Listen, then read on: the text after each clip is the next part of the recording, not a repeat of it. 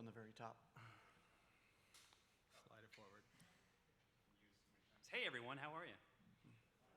I said, hey everyone. Did you not hear me? I'm Caleb Pritchard. I'm a freelancer for the Austin Monitor, and welcome to the second chapter of today's City Summit. I wasn't instructed to do anything about plugging our sponsors, but I guess they're up there, and so if you can read, there you go. Today, of course, we're joined by Travis County Judge Sarah Eckhardt, Stephen Yarak from Austinites for Urban Rail Action. Just Aura. Just Aura, okay. And of course, District 6 Councilmember Don Zimmerman. And today, right now, the subject of this fun panel that you guys are now going to be witness to is annexation. It's a hot button issue. I'm sure you're all staying awake at night thinking about annexation, and I don't blame you. It's crazy stuff. But for the uninitiated, basically, according to the city's own definition, it's a process by which cities extend their municipal services, regulations, voting privileges, and taxing authority to new territory. Ever since Austin was basically a village called Waterloo on the banks of the Colorado, the city has been expanding and annexing. But now the winds have changed. They are a-blowing. In the past year, council has taken an unprecedented path. They've declined not one, but two, and you guys read this all in the Monitor, by the way, two annexation cases. And now, of course, the 85th Texas legislature about to convene in January is actually considering changes to the system by which cities gobble up land. And of course, some of these proposals include allowing areas that would be annexed, the residents thereof, to actually have some sort of say on whether or not they can be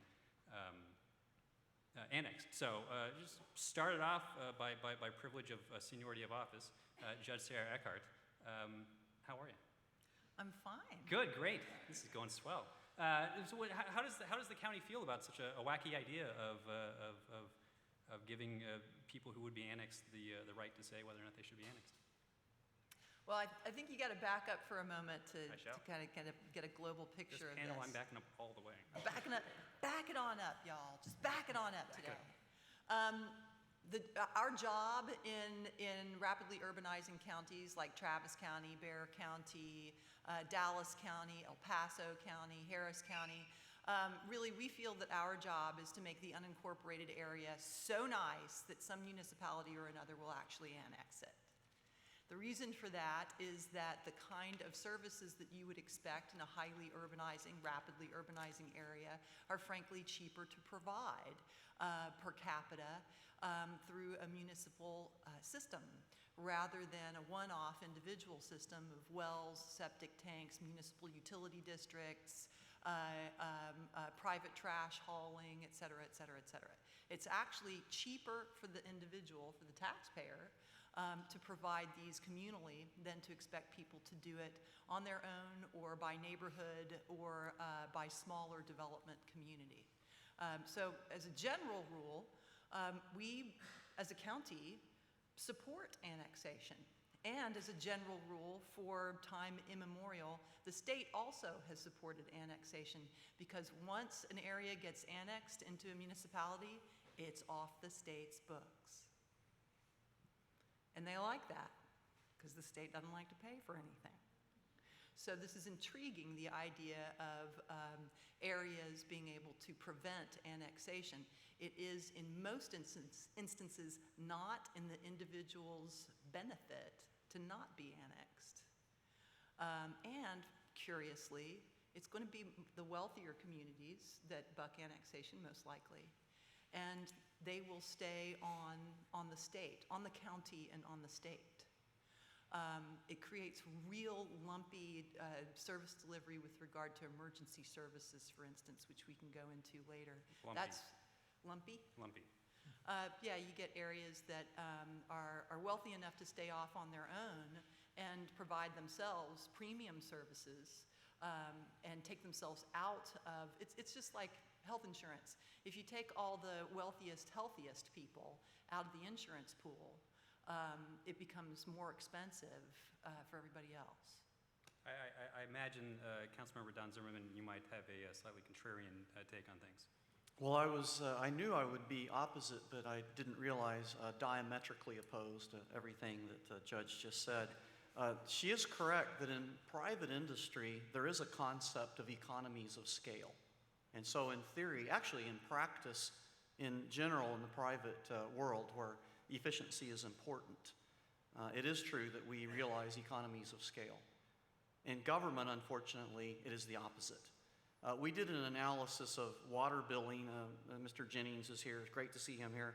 We did do some work on analyzing water bills from around the Central Texas area, comparing the water bills of Austin to Cedar Park or Georgetown, Round Rock, Buda, et cetera. And we were surprised to see that being the largest water provider, the city water utility, they had some of the highest bills in Central Texas. And there's also a political agenda attached to the big municipality. Surprisingly, the City of Austin water bills are actually less expensive if you live in a tiny efficiency apartment, say downtown, and you use less than 500 gallons of water, per month. Your bill is actually less expensive than that same amount of consumption in Round Rock or Georgetown or Cedar Park. But as you use more water, as you would in a suburban area, if you have some landscaping, God forbid if you have a swimming pool, your water bill is going to be off the charts in Austin compared to other MUDs and other small cities. So, and let me just say, there's a lot we could talk about here, but America was founded on the concept of the consent of the governed. You ever heard this phrase? The consent of the governed. So we fought a revolution against England, and in Texas we had a revolution against a dictator from Mexico, Santa Anna. And our point has always been that there's this concept of a rule of law, and that the people that are being governed, they have to consent to the government that's taxing them and exercising authority. And I asked our director, I believe it was Greg Guernsey, in a public hearing, and I said, we have these property owners with old land passes. They're 100% opposed to annexation, every one of them. This was a case in November of last year. That's right, a year ago. And as you mentioned, I Northwest think it was the area. first case in history where the council voted against an annexation. And we said, well, in your annexation criteria, where does the concept of the consent of the governed, those people who are going to be annexed, where does that fit in the criteria? Well, that doesn't exist. The concept of the consent of the governed doesn't even exist in the city's annexation criteria. And if that's not an indictment against forced annexation, I don't know what it is. It's the most un-American thing I can think of, to force people to be annexed against their will. So I'm strongly opposed to the current annexation process. Judge, did you hear anything in there you wanted to rebut? Five seconds or so? It's interesting. I would like to see the comparison. It sounds like it was a comparison of water rates among other municipalities. I think if there was a comparison of water rates in the unincorporated areas with certificates of convenience and necessity, private wells, and septic, I think you would find that the cost of water provision, and then when you add in other municipal-like services that are having to be paid for on a per household basis, you'd find it's actually much more expensive to be on the county, as it were. Stephen, Yes. how are you? I appear to be stuck in the middle. You are. But let's find out exactly how in the middle you are. What's the neo-urbanist take on annexation issues? Our position as a grassroots advocacy organization is, as you say, urbanist. And so annexation is not something that we really see as, there's not a normative value attached to annexation writ large. It's a question of each case that comes before us, because there are certainly instances in which I could see it being very positive. But I would share, there have been cases that have come up in the past. I think of the explosive annexation that happened in the 80s and 90s, where I would share some of Councilmember Zimmerman's skepticism. And similarly, I would push back against some of Judge Eckhardt's vision of having all this development in the city's ETJs, or perhaps even farther out into unincorporated land. The extraterritorial jurisdiction. Yes. Having it be primed for annexation is really going to cause us all kinds of problems in the long run, where we're now going to have to go build more roads. We've got long-term liabilities associated with all of the infrastructure that's going to be out there. And so, our preference would be that we keep the country by letting the city be the city. And so, you know, the demand we're seeing is for housing, by and large. You know, there are some commercial developments that you find out in unincorporated lands. More of them are going to be towards the industrial kind of uses, which may be more appropriate there. But it's pretty rare to see like a, you know, 12-story office building go up out in, I guess the ACC campus out there is the counterexample. But you know, the exception that proves the rule. And so most of what we're seeing is demand for housing, and I think that we could reduce a lot of these annexation tensions by permitting more housing within areas that are already within municipalities. And that's I suppose, one of the justifications for annexation is to increase the city's tax base. But there could, in theory, be another way to do that by maximizing value. Absolutely. I mean, the cities are setting their own limitations on their tax base by not permitting these kinds of things to happen within the city. Chad, you're nodding. Well, Stephen, you raised two issues that are related, but I don't know how far you want to go into these, Caleb. Let's go I mean, wild. one is the zoning issue. Because neither the city nor the county doesn't have zoning authority anywhere. The city doesn't have zoning authority in its Where it's ETJ. not- yeah. So what we find in these, in the ETJs of any of our municipalities, there are about 23 municipalities and villages in Travis County. Most people just think of Austin, but there are a lot of them. So you've got 1 mile, 2 mile, 5 mile ETJ. But still about half of the territory in Travis County is not in any municipality. Half of the 1,000 square miles. And in that half, there is no zoning. None. Zip. Zero. There is no governmental entity that can tell you that a pig farm cannot go in next to a house. Literally.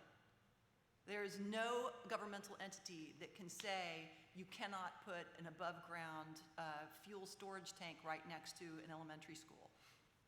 Literally. TCEQ will tell you that you have to have a 30-foot buffer between the above-ground storage tank and the elementary school, but that's it. So while I share your concerns about making the ETJ nice enough that the government, the municipality will incorporate it, I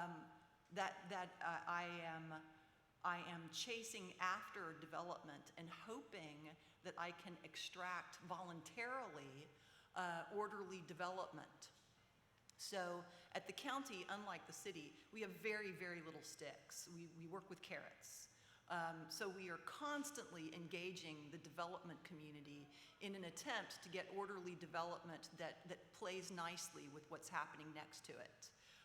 We have a good neighbors policy, basically, where we're begging developer A to work well with developer B right across the street and to assist us as the governmental entity in doing a roadway agreement, for instance, between the two of them in order to convey all the people that they're bringing into this area, so that we don't really have the ability to concentrate populations.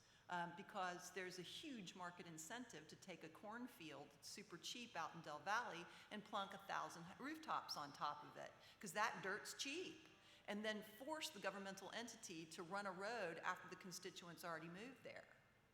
So we don't really have the ability to direct growth, except for using some very novel approaches like public improvement districts, conservation easements, and various kinds of voluntary bells and whistles to get an orderly development that clusters population. The other thing that you raise is the issue of tax base. So one is zoning, the other is tax base. We talk about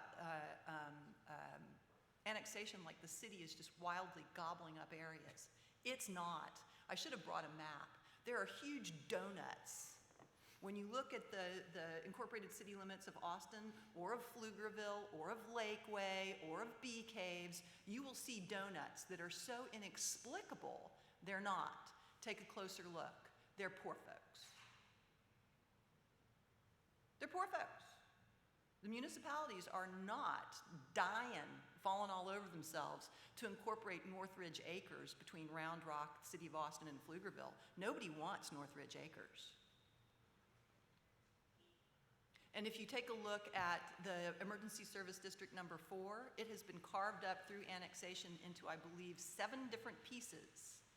All the good pieces have been taken by the city of Austin.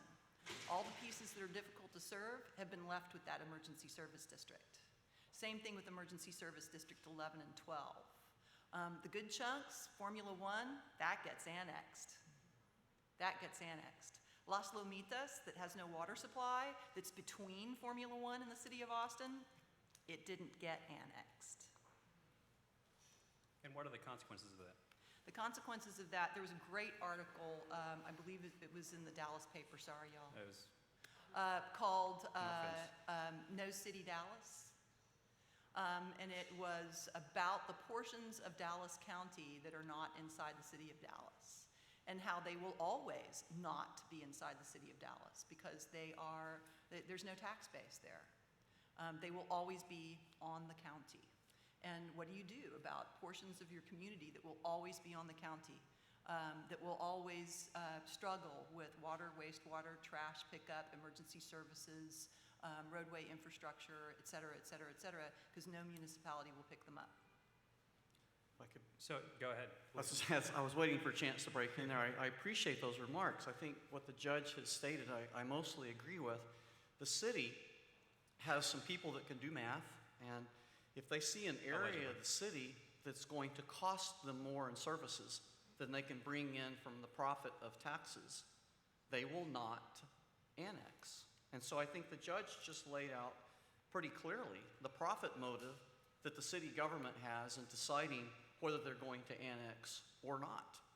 And so I find it ironic that government politicians and bureaucrats love to bash developers. Oh, it's evil developer that has a profit motive that drives what they do. Well, guess what? The city government has a profit motive that drives what they do.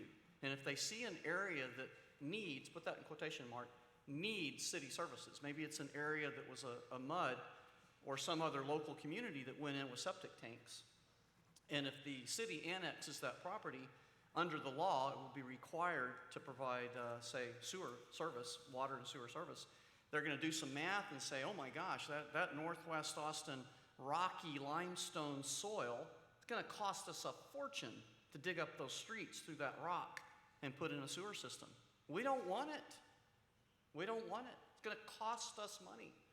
So it's really not about service. It's not about doing the right thing. It's about profiting from annexation. So I do agree with her remarks, and she's spot on. If the city sees something it can make money with, like, say, the Lost Creek subdivision off of Ranch Road or off of Loop 360, the River Place subdivision that had a mud for decades that was doing fine, it bought wholesale water from the city, provided services. No one was complaining. No one asked to be annexed. The River Place people are angry to this day about the annexation package that they got. Angry is the right word. But because it's such a profitable gem, the housing prices there, $500,000, $600,000 homes, the city is going to make a killing off of annexing that place against their will. So yes, it is all about profiteering and not about providing service. Or I guess to reword that, be about finding new sources of revenue. And if that be the case, I mean, if you were opposed to annexation, are there other alternative forms of revenue that you would propose, Okay. put on the table? Let me speak to that if I could, because I hear that a lot. Go ahead. Finding sources of revenue. Sure. If you are Facebook, Microsoft, if you're Google, you're a corporation, you want to grow, you want to profit, you want to make money, you want to expand your market. That's what you do. You look for additional revenue. Government is supposed to be about service. Government is supposed to be about doing what it can to improve the infrastructure, provide better public safety. You know, government is not supposed to be about increasing its revenue. It's supposed to be about providing public safety and service people are willing to buy into, you know, voluntarily. Wouldn't it be great if people thought that city service was so good they were willing to buy into it voluntarily? Wouldn't that be great?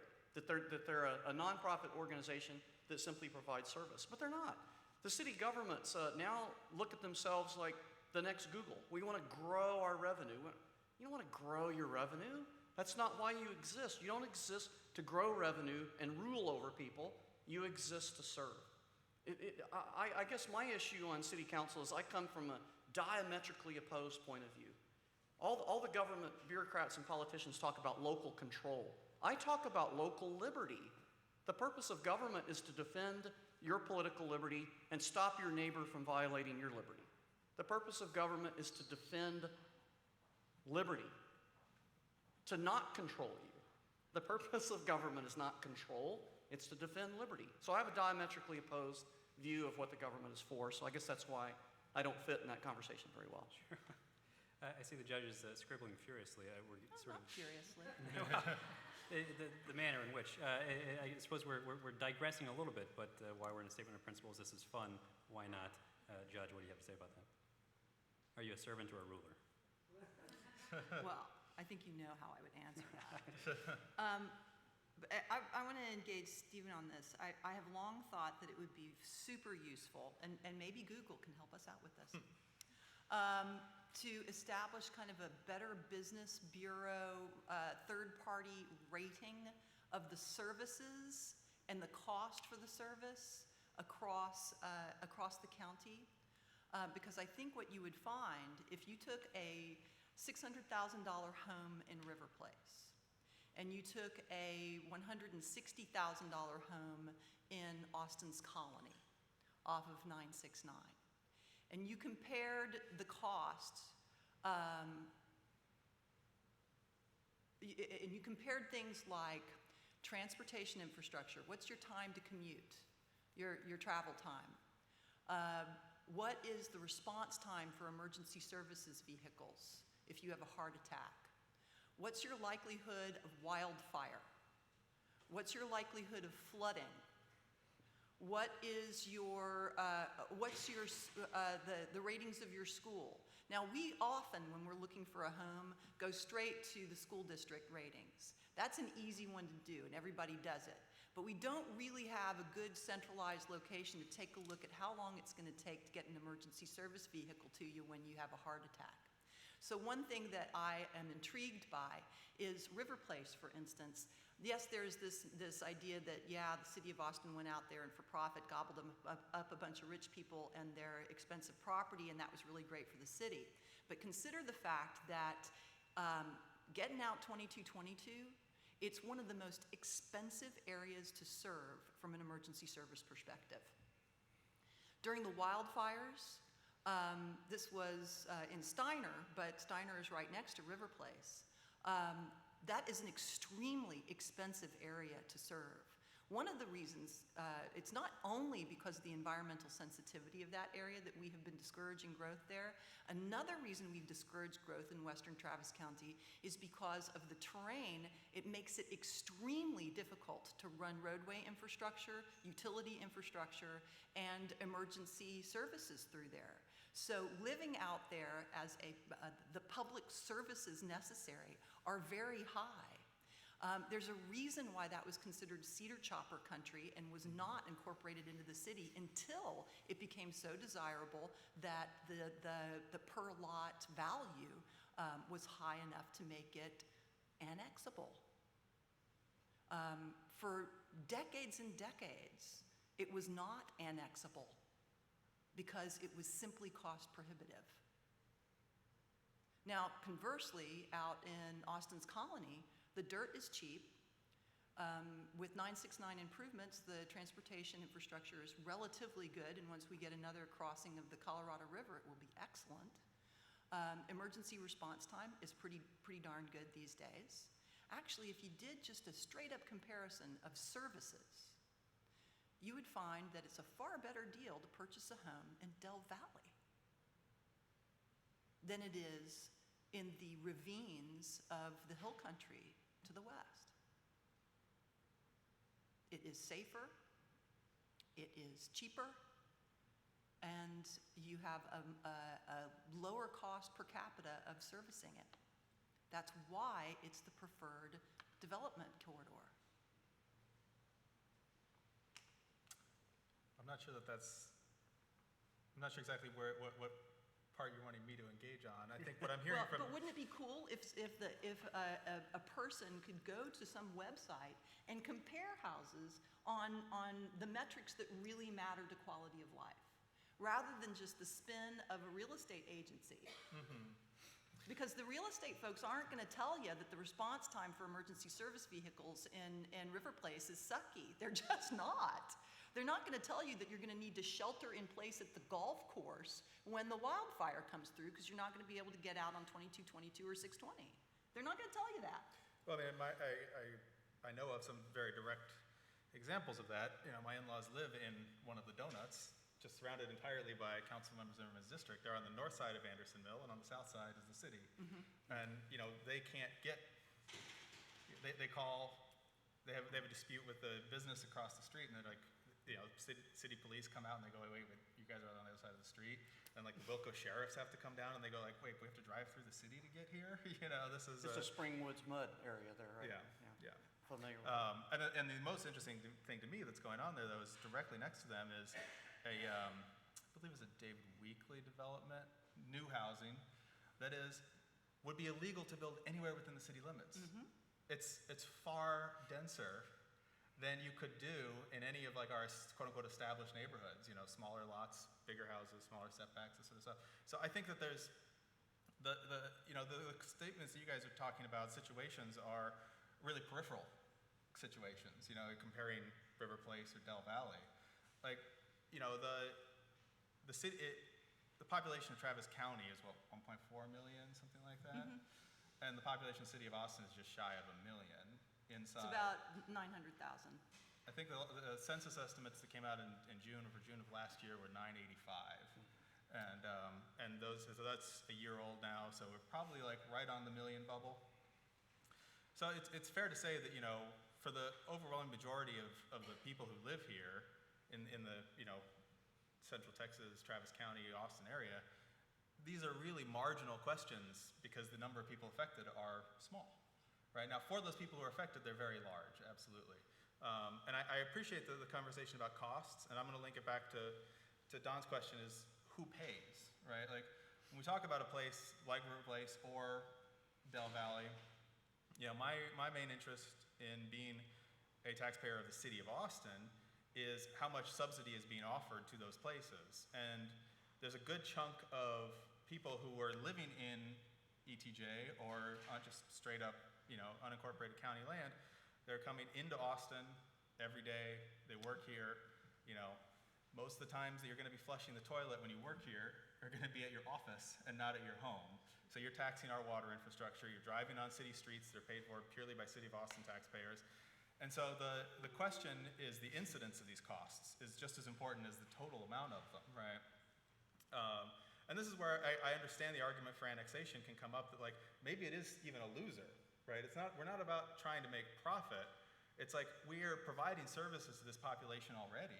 How are we going to recover some of that cost? I mean, we might be only recovering 60 cents on the dollar from annexation because it could be, as you're saying, like an extremely expensive area to provide services. But sometimes 60 cents on the dollar is better than nothing, right? Or better than, at best, maybe you're getting a sales tax from a lunch from that office worker. You know, they go over to the Witch and they'll spend $8 and we'll get 80 cents out of that, right? I appreciate you all for anticipating every single question that I have written down. This is terrific.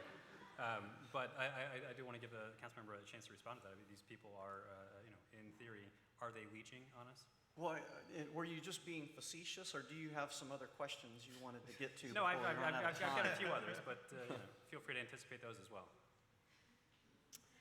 Well, I've got some other angles to go into, but you're the moderator. I wanted to see if you had a little bit different direction to go into. I wondered if the question of annexation and the growth of municipalities could fit into the recent presidential election that we had, because I'm really fascinated by how there were thousands of counties that voted for Trump and dozens of counties that voted for Clinton. When I started to look at those numbers, I thought, this is kind of astonishing. You know, how could we have these population centers, you know, where people are packed in and concentrated together, you know, cities and dense counties, and in thousands and thousands of rural counties that vote opposite? And I wonder if the annexation argument and discussion could play into that somehow. Maybe that's not on your list of questions, but it's. It was. I anticipated that one too, and we did not have a conversation before we started. Well, we did yesterday, but I'm willing to admit it. It was a sounding out conversation. I wasn't feeding him information. Yeah, we didn't talk about this We were particular just- question, but do yeah. you want to maybe take a stab at that? Well, Because I want to give you an opportunity, though. We'll get to that, but I want to give you an opportunity to talk about people who are living in unincorporated areas who do work in Well, Austin. yeah, it's a great point. Let me start by talking about the hundreds of thousands, potentially, of visitors that come into that area. Austin is pretty famous for our South by Southwest, our Austin City Limits, our Formula One, and the Economic Development Department, which I have tried to abolish very unsuccessfully, spends millions of dollars of your money marketing and advertising Austin as a place to come and visit. And naturally, when people come here and visit, a lot of them decide to stay. Some of you have seen that sign that says, welcome to Austin, now leave, now go home. We attract people and we bring people in and we want people to spend our money here. Do we accuse Circuit of the Americas visitors of being freeloaders because they're not paying property taxes? Because they're not. And they come in and use our services. I guarantee you if somebody gets in a car wreck as a visitor from out of town, they didn't pay any property taxes to support public safety, but they're going to expect an ambulance to pick them up if they get injured in a car accident. They're going to expect police service, crowd control, riot control. They're going to expect a lot of public safety services, and they're not paying for those. They do pay some hotel occupancy taxes, but those taxes largely go to the convention center, and I tried unsuccessfully for 2 years to get some of the hotel occupancy taxes to cover crowd control. Because doesn't it make sense when you fill up your hotels, it means you've got a big crowd of people that have come in largely from out of town, and we have public safety expenses. South by Southwest, I believe, is around $1.5 million of additional charges for public safety just for that particular special event. And of course, it brings in millions of dollars, and the hotel occupancy taxes, though, have been already designated to other things, and we've been trying to get some of that HOT to cover public safety expenses, and we've not been successful. So I don't buy the argument that people are freeloaders. Frankly, I think the city government is a bigger freeloader than the people paying the bills, in my opinion. Judge, every time you write something, I have to believe that you have something to say about that. I just like to doodle. Isn't this fun?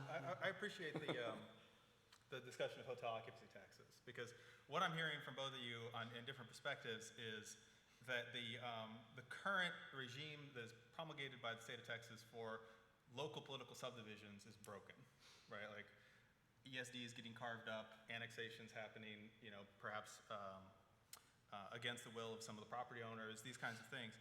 And I think the hotel occupancy tax is a perfect example, because when you read that section of the local government code, it is one of the worst offenders I've ever seen of breaking, in my opinion, breaking the Texas Constitution, which requires that laws be generally applicable.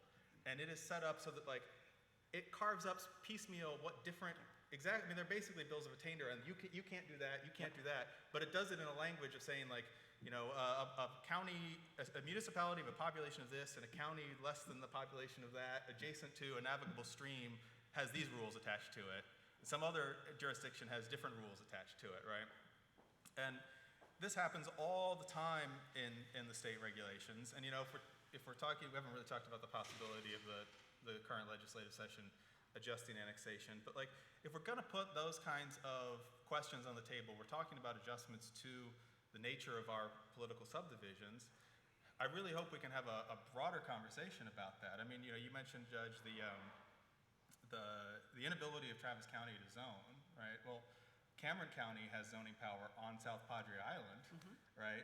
Why? Is there something that's special about that the Texas Hill Country's environmental sensitivity would not also qualify for? It's one of those bills that says very specifically, county adjacent to the Gulf of Mexico, island, whatever. These are things, and so I just think that we need to. I think all of this stuff is like we're talking about very specific cases, and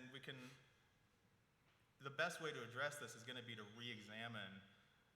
we're all living within creatures of the state of Texas. You know, the state creates the counties, the state gives municipalities the power to have charters or not, and you know, things that are things they can regulate, things they can't.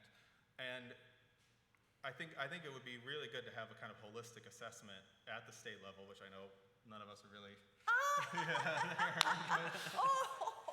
It's just like we're not going to solve our problems without taking a hard look at the broadest level. I need to do some research to find out exactly the statistic on this, but I believe that the state of Texas has more intensely localized taxing entities, special purpose taxing entities like hospital districts, municipal utility districts, emergency service districts, than any other state in the union. The state of Texas is very, very, very skeptical of centralized government and has been since Reconstruction, frankly. So we, as a state, say, you know, pick yourself up by your own bootstraps and create yourself your own little utility district. Create your own little hospital district, create your own little roadway district, create your own little emergency vehicle district, create your own little fire district. So we have all these little bitty taxing entities, and most of them are on property tax. Very few of them have any other taxing resource other than property tax. And so with this multiplicity of little bitty taxing entities everywhere, and because we are so mobile, we don't capture the wealth that's being created. You get a circumstance where emergency service district number 12, because of one commercial parcel that the city of Austin wants to annex, is going to rake out 30% of emergency service district 12's total revenue. It's 11. It's 11, sorry, I get them so confused. Thank you so much. I have the tab open. So if we were to have, for instance, metro government, that's a big buzzword, metro government. If we were to, instead of having all these little, 23 different municipalities and 13 different emergency service districts and a hospital district and Austin Travis County Emergency Medical Services, but then Pflugerville also has a separate one, an emergency service district too. If instead we had a county-wide system, because in all frankness, 80% of Travis County's property tax revenue comes from City of Austin residents. 80%. So when the City of Austin doesn't want to annex Northridge Acres, City of Austin residents are still paying for Northridge Acres because it's on the county.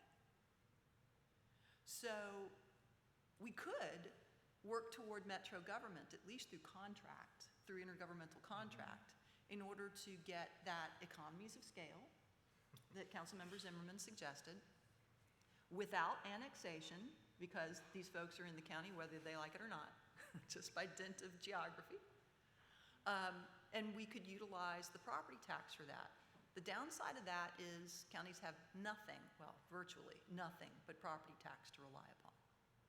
And it depends on how regressive or progressive you think that taxing regime is. At least with cities, they do have, as Councilmember Zimmerman remarked upon, sales tax, hotel motel tax, rental car tax. They have the ability to have contracts for security and traffic management for these large events. They have abilities that counties don't have with regard to economic development in order to recapture some of the private wealth that's created that counties don't have. So that's the trade-off.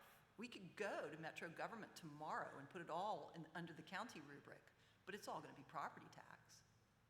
So with a 4% rollback rate that Betancourt is suggesting at the state level, we are cutting off our ability to achieve metro government and continuing the trend, which has been in existence for more than 160 years, of little bitty taxing entities going on their own, where Lakeway, that I believe has, well, let's take Bee Caves because I know that's the case. Bee Caves tax rate, property tax rate, is 2 cents per $100 valuation. 2 cents. It's all they need to derive in order to provide what their citizens need inside the municipality of Bee Caves, because they have a tremendous amount of sales tax off of the mall. The tax rate at the county is Well, 38. Sunset Valley is an even bigger offender. Well, not offender, it's just that they have another revenue source. They have a sales tax source that derives a lot of wealth from people passing through. So the people who pass through Bee Caves and Sunset Valley are basically subsidizing the municipal infrastructure. Hey, that's a great deal. We see that in education as well. The statistics recently came out that per capita, per individual in Travis County or inside the AISD, we're sending $1,300 a year per person to the state in education property tax. That's more than I, as your county judge, tax you for county services. At 38.38 cents, the average tax on county is about $1,100 per. So you see how tax policy is a very big part of this question with regard to annexation, a very big part. And that's one of the things in last month, in fact, the council killed another annexation proposal in Councilmember Kitchen's area, not quite our district, so it wasn't part of the city, but the residents there complained that basically it would raise their taxes, and they didn't want to have to shoulder that problem, and that plays into a larger role of why are people moving out to the fringes anyway. A lot of people are being displaced from the city because the taxes are too high, so they're out there. So that's something I'm certain that Councilmember Zimmerman has some thoughts about. Well, I do, but let me back up, because there is an area of agreement I had with the judge, and she's absolutely right about. Meet me up top, Don. There we go. City management has sought some of these interlocal agreements when it comes to fire protection. But from my viewpoint of that, and I have looked at this in some detail, some of the ESDs don't have, or I would say all the ESDs don't have the same standards as the Austin Fire Department. Say, for instance, Austin Fire has a rule of 4, firefighters, say, per engine, and some of the ESDs will have maybe 3. And there are other cost-saving measures that the ESDs will have. They don't have the tax base and they don't have the money to provide as good a fire protection. So the city government can annex an area and say, well, if we have the same level of fire protection as some of our downtown and inner city precincts do, we'd have to build another fire station. That would cost money. We'd have to hire some more fire department personnel. So let's just write an interlocal agreement with the existing ESD, some auto aid or mutual aid, as a cost savings measure. But then the fire department counters by saying, well, look, the Austin city taxpayers are paying more in taxes than they deserve and expect a higher level of service out of their fire department.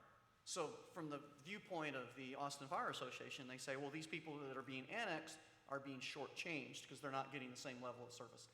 So there's some complexity in that, and I can kind of appreciate it. But going back to your idea, and I completely agree with you that distrust of government, yeah, it does go back at least as far as Reconstruction. But in my view, the big problem that we face is too much government. The government is spending too much at all levels. We're spending too much on government. And that's an ideological difference that I'm sure I have with the majority of council and the majority of the county commissioners. But whether you economically die by 1,000 cuts or whether you die by one big one, you're still economically dead. If the government grows too much, as it's doing in California, it taxes too much, it regulates too much, it eventually stifles private innovation and company growth, and it can crush small business. And California is headed for some big problems, and a lot of the California people are selling out and moving to Texas, and it's part of our real estate problem. They'll sell their inflated home or business in California, pocket the money, come to Texas, and they say, "What? Your lodging is only $500,000? Bargain! I'll pay cash." They sold their place for $1.5 million. So there's some relativity here in regards to these economics, and I think we have a very serious problem with government simply spending too much money. And so what's driving the taxes is too much government spending, in my view. And a lot of the things we're doing, especially in education. I know education was brought up. But if you look at the innovation, especially in homeschooling, That's where the innovation is in education, and online training and online education, virtual education and stuff. It is amazing what's going on in the homeschool movement compared to a relatively stagnant government monopoly school system. They're not even worth comparing. And so you have tremendous inefficiencies in the public school. And you know what amazes me is how when you see a way of doing education, instead of following that better route and allowing for more choice, instead we have the Austin mayor saying, well, let's work out some kind of tax swap deal, which gets back to probably something that's illegal under the Texas Constitution. But I still wouldn't be surprised to see the city try some kind of bizarre tax swap proposal that will be headed for lawsuits and all kinds of mess. So again, I'm just not a proponent of growing government, and I don't think consolidating a monstrous government solves the problem, because you can economically die from 1,000 cuts or from just one big one. Judge, how was your finish? I do have agreement with you, Don, on overregulation leading to adverse effects, particularly with regard to affordability. I think that how many of y'all believe that we have reached a saturation with regulation inside the city of Austin that is actually driving the affordability and driving folks outside the city limits? I think we have hit that point. Yeah. And so we really have to have a come to Jesus conversation about that we can't be regulating to the standards of only one socioeconomic strata of our city. That has created some serious adverse consequences, and I 100% agree with you on that. I was curious about being invited to be on a city summit, since I'm not a city folk. I ain't city folk. And I'll brag on my county for a moment, because you talk about government being too big and being inefficient. My government has actually reduced the real property tax of the average taxpayer, the real final dollar tax, 3 years consecutively. In 2014, the tax rate for the county was near 49 cents per $100 valuation. This year it's at 38.38, which means that in real dollars, the average taxpayer in 2014 paid about, I'm going to get this wrong, I know I'm going to get it wrong, but paid about $1,200 in taxes. Now, 3 years later, in real dollars, the same average taxpayer is paying just about $1,100. Real dollar reduction over the course of 3 years. The reason why was because we saw a tremendous amount of growth. And we were able to use that growth increment, rather than increase taxes. So growth can pay for itself, but you have to be very intentional about it. And you have to try and recapture the wealth that's created by that growth. It is a delicate balance, but it can be done. I can't help myself on the public school thing, though. I'm the product of public schools. My children are the product of public schools. The women's liberation movement is the product of public schools. We go back to homeschooling, and you will not have a woman Travis County judge. You will not. Because I'll be at home homeschooling my freaking kids, because the public school system will suck so bad. You will lose me, and you will lose half of our population to the home. And we will be right back to where we were in 1830. And I, for one, will not go back there. And that's the value of public school. You release the potential of at least half of your population by having public school.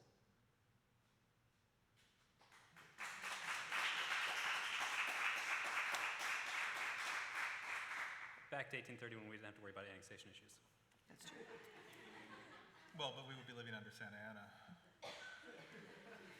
And I would be using my talents to make tallow. I'm going to try to get us back on topic here. Somehow. But the affordability issue, though, as I was trying to get to earlier, lots of people are being displaced. They're out on the fringes, and all of a sudden the city comes along and says, we're growing, we need the extra tax base, so would you please don't mind us. we're going to go ahead and take you in. Does that push people further out? At what point are we displacing until there's no more displacement? Well, or until the chain breaks, because, the weakest link in it is roadways and traffic. Sure. Right? I think we're at that limit. But those right people now. are already out there, and those communities are already growing. Yeah, and the judge showed us earlier, that it's really hard for the county to credibly promise not to develop roadway infrastructure, because the moment that exists, now there's constituents who have a vote, right? But I think and this is where I opened, this is probably going to be the refrain I come back to, is the city is doing this to itself. When we talk about property taxes in the city, the overwhelming portion of the property is dirt. And within the urban core, more than 2/3 of the land area requires that you own about 6,000 square feet of dirt in order to build one housing unit. And so we're basically setting a minimum wealth in order to live within the city limits. And we don't have to be doing that. And if we let people share dirt as they want to do, there's nothing forcing anyone about this. This is, to use Don's language, about liberty and giving people more property rights. Then they can share that property tax burden amongst more people. And we might also see some of these economies of scale, the same water infrastructure, the same street network, the same police station, fire station can respond to a broader population. And so we could, in the city, also see a growth dividend, but we're not letting that happen. Hey, why don't we open up for questions from the audience? You, sir. Let me go back to my notes here. So the first one would be to Councilman Zimmerman here about his public school statement. I hope you're aware that the education is a state responsibility, as the Constitution mandates. Also, what's your perception on that with the information bubble dynamic that we're kind of undergoing with people in their own information circles? Wouldn't public education not being around impact that, and people not really learning and established criteria like science and evolution and things that are accepted as facts? Well, first of all, I think this is, city annexation, and I think you have a public education forum coming up next. So that's a much better question to present to them. But let me say quickly, if the city government thinks that it can work out some kind of tax swap deal and start subsidizing the public school monopoly in some kind of creative way that's unconstitutional, I'll be very excited to get back in the lawsuit business on that. So that could be a fun opportunity. But I'm going to disagree pretty strongly with Judge Eckhardt on the idea that if we don't have the almighty government educating our kids, everybody's going to be stupid and all the women are going to be chained in a kitchen. I think that's a laughable political position. I think it's laughable. Kids need education in primary school, lower education school. They're in school from 6th to 12th grade or so, and I know a lot of people that homeschool. I haven't homeschooled. Well, actually, I did homeschool briefly. My daughter, Marina, she was homeschooled for about half of her education. She was in public school in elementary years. So, but I know quite a few families that have homeschooled, and their results are absolutely remarkable. Much better than what happens in public school. So I just don't support the public school monopoly. I think people need choices. And I think within an urban area, the cost of the taxes for public schooling are one of the unaffordability factors. We talk about county and city taxes, but really what drives people out are the high school taxes. And we're not getting our money's worth. But again, it is a city forum, so. Right, we'll move on. Is there another question back there?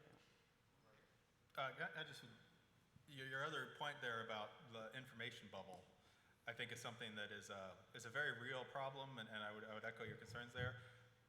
I would say, though, that one of the things that I love about Texas and about Austin is that, you do have a lot of people around who share space but have very differing viewpoints. And one of the things that I've really appreciated about Councilmember Zimmerman's service on the dais at the Austin City Hall is having an alternative viewpoint there. And I mean, the interview that Mike Kanan did with you, I thought was I really appreciated your politics and hearing that out and having that alternative opinion. And I'm sad that we're going to have that one less voice on the council in the future. You know, it's kind of ironic that this meeting is in Austin because Austin has been for years the poster child of everything that's wrong with annexation. It wasn't that long ago that the city annexed Marble Could you Falls. put that closer to your... It wasn't that long ago that the city annexed all the way up the Colorado River to Marble Falls. And of course, that gives you 10 miles of ETJ where you can control or prevent development. And annexed down the Colorado River to Bastrop. The legislature didn't like that and passed laws preventing the city from doing that and rolling back the boundaries. Then you have examples where the city of Austin has annexed large tracts, taxed the property, 5 years later, de-annexed the property and kept the money. There are a couple of MUDs on the table right now, River Place and Lost Creek, that are in legal proceedings because of what the city of Austin did with their rates upon annexation. There was an example about 10 years ago where the city of Austin was annexing for limited purposes vast areas, and at one point controlled 65 miles of limited purpose territory and the purpose, of course, was to zone the property without providing services. So the city officials were called to the legislature to explain how this works, and they said, well, it's a transition between nothing and full purpose. And so the legislator said, well, what's the deadline for annexing for full purpose? And the city officials said, well, there isn't one. So it could be 20 or 30 or 40 years where you're in no man's land without being in the city or outside the city. Service plans, Oak Hill, when it was annexed, was promised a library within 3 years. 15 years later, the city gave Oak Hill a library. Cherry picking, we know that, is rampant here and in all the states, all the cities across the state. And then at this point, there are a number of states that have abolished forced annexation. Within the past 6 years, 2 abolished forced annexation. So we're now at the point where it's Texas, Idaho, and 3 or 4 little teeny states I can't remember. So the tide is flowing against the city. The legislature acted in the case of condemnation and other abuses perceived that were occurring. That's been brought under control. It's just a question of time, and I think there's a fair chance this coming session that forced annexation is going to be abolished, but there are reasons, and the cities have brought this on themselves.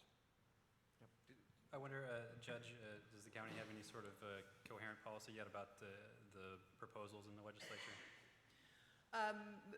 We are forming up policies now as we take a look at what's occurring in the legislature, but I do want to respond to the specific issue of annexation abuse. We can, how do I frame this up?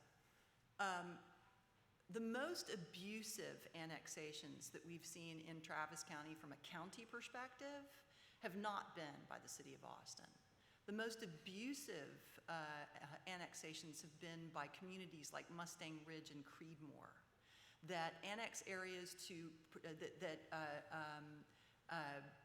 develop a municipal charter and become a city in order to prevent the city of Austin from taking them, exact a tax from their citizens, and then provide absolutely nothing, or worse, less than what the county would have provided if they had just stayed on the county. I see communities that create a municipality, exact a tax, and then provide no police power, no police action, no emergency services. They allow their roads to degrade, and then they de-annex the road. They keep the property on either side of the road, and they de-annex the road. And after they've let it degrade to the point where it is gravel again, give it back to the county and say, you handle it. We see that occurring. We see communities over in western Travis County also strategically annexing in order to create a buffer between themselves and their poorer neighbors. So where I see the biggest abuses are not actually with the city of Austin, it's with the smaller municipalities that cream so egregiously Now, it's true, the city of Austin is engaging in some creaming too, just as Don was mentioning. But the creaming that I see with some of our smaller municipalities is truly egregious. And I would submit to you that the states that have made forced annexation not possible are states that also probably have an income tax and appropriately regulate at the state level. We live in a state that does almost nothing with regard to land use regulation across the state. So absent a state government, some kind of overarching government that's going to manage disputes with regard to conflicts between personal property rights. In the state of Texas, we're a property rights state almost exclusively. There's very little land use regulation. What that ends up meaning is that you have property rights if you're wealthy enough to defend them. But if you don't have any property rights. And that's what the benefit of land use regulation is at the county level or at the municipal level. It's a way to set a level playing field for property owners to reduce conflict among uses. Without that, if you can't defend it in court, you don't have any property rights. Let me go back to the question here about the legislature and a prediction. Everyone was surprised in 2015 when a bill, I think it was Dr. Donna Campbell, had a bill in the Senate that surprisingly not only got out of committee, it actually passed the Texas Senate to the shock of a lot of people. So I'm going to predict that we are going to get some kind of reform in the municipal, it'll probably be local government code, chapter 43, but there will be some kind of property rights and some kind of vote, some kind of consent before annexation can take place. I just feel that it's coming, so I'll make a prediction that there will be some reform. And well, already you realize that 70% of Texas cities, about 70% that are below population of 5,000, they're not charter cities. So 70% of Texas cities already don't have forced annexation power. So I think there's going to be a change. I'll just predict that in the next legislative session, and that we'll get some kind of voter approval for annexation. And I can't wait to testify in favor. Fantastic. We're running out of time. Stephen, I'm going to give you like literally 10 seconds if you want to have any final closing thought to sum this up. On the subject of the predictions, I think Don's probably right, but the big difference with 5 seconds.